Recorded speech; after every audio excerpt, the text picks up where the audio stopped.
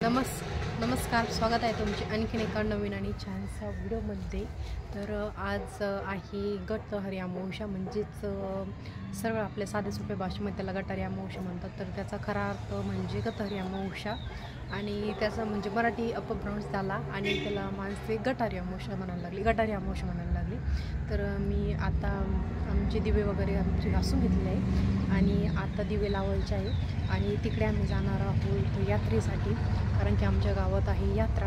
आणि तसं म्हणायला गेलं तर अमावस्या म्हणजे जे दिवे लावणं आहेत ते सकाळीच लावायचे होते, परंतु काही कारणास्तव आम्हाला उशीर झाला होता, त्यामुळे म्हटलं चला आजचा दिवस तर नाही गेला ना अजून, तर आता दिवे वगैरे लावून घेऊया आणि मग जाणार आहोत तिकडे यात्रेसाठी। तर इकडे दिवे वगैरे क्लीन करून घेतले आहे आणि कालची जी सावता महाराजांची पोथी होती तर ती देखील उचलून घेतली। फोटो तसाच ठेवला आहे, म्हणजे फोटो वगैरे उचलून घेतला होता, हे खालची पूजा वगैरे काढून घेतली आणि आता करणार आहे मी दिव्यांची पूजा। ते दिवे वगैरे छान असे घासून घेतले आहे स्वच्छ।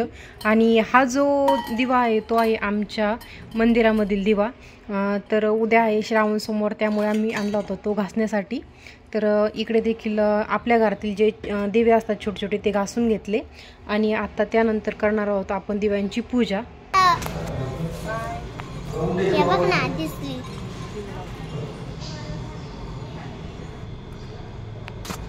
आपल्या भारतीय ऋतुचक्राप्रमाणे श्रावण महिना म्हणजे पावसाळ्याची सुरुवात, अर्थात या दरम्यान ऋतू बदल होतात। ऋतू बदल झाल्यामुळे पोट खराब होण्याची शक्यता अधिक असते। अशात धार्मिक कारणामुळेच का नसो पण हे बंधन पाळण्यात आले असावे।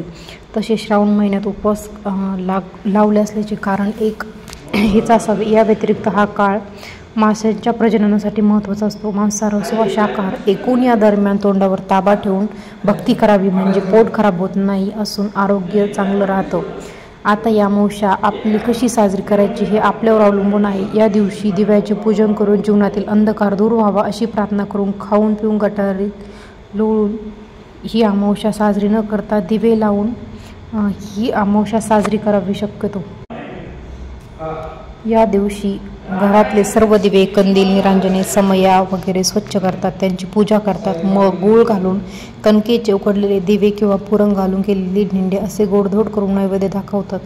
तसेच अशा एका कणकेच्या दिव्यामध्ये तुपाची वात ठेवून तो देवापुढे ठेवतात। दीप अमावस्या यावर्षी 4 ऑगस्ट 2024 रोजी साजरी केली गेली। तर ह्या दिवशी दिव्यांचे पूजन केले जाते। आपल्या आयुष्याला तिमिरातून तेजाकडे नेणारी ज्ञानरूपी आरोग्यरूपी शक्तीचे प्रतीक म्हणून दिव्यांची पूजा केली जाते। हिंदू धर्मातही दिव्यांना खूप महत्त्व आहे। आपल्या घरातील संकट दूर व्हावे, अज्ञानाचा अंधार दूर व्हावा यासाठी दिव्याचे पूजन केले जाते। पूर्वीच्या वेळी संध्याकाळी लहान मुलांचे औक्षण देखील केले जात असायचे, कारण लहान मुलं ही भविष्याचे प्रतीक आहे आणि हे भविष्य उज्ज्वल या हेतूने त्यांना ओवाळले जायचे। शूटिंग मध्ये बघ,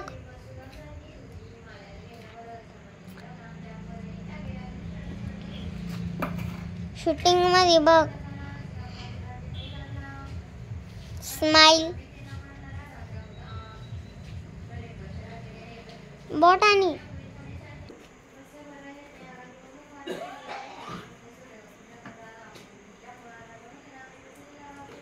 तर दिवे वगैरे लावून घेतले मी आणि आमच्या घरामध्ये म्हणजे मला आज माहितीच नव्हतं की आज गटारी अमावस्या आहे म्हणून, तर त्यामुळे जेवढे वरती दिवे होते तेवढेच काढून तेवढेच घासून घेतले।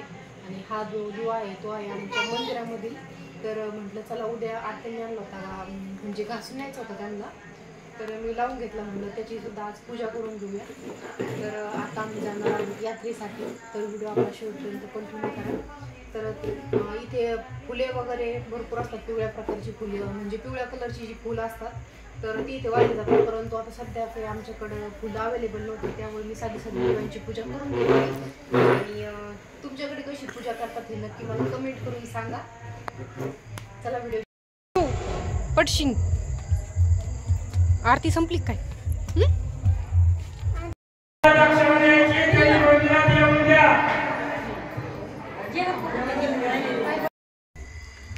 तर तिकडनं जाऊन आलो आम्ही यात्रेवरनं आणि तिथं खूप गर्दी होती।